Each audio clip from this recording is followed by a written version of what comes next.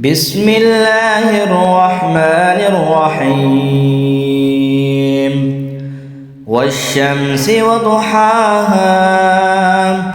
والقمر إذا تلاها والنهار إذا جلاها والليل إذا يغشاها والسماء وما بناها والأرض وما طحاها ونفس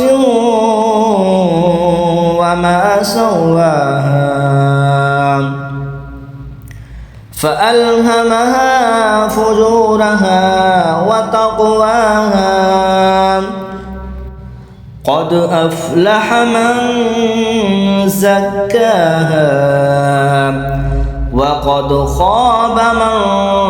دساها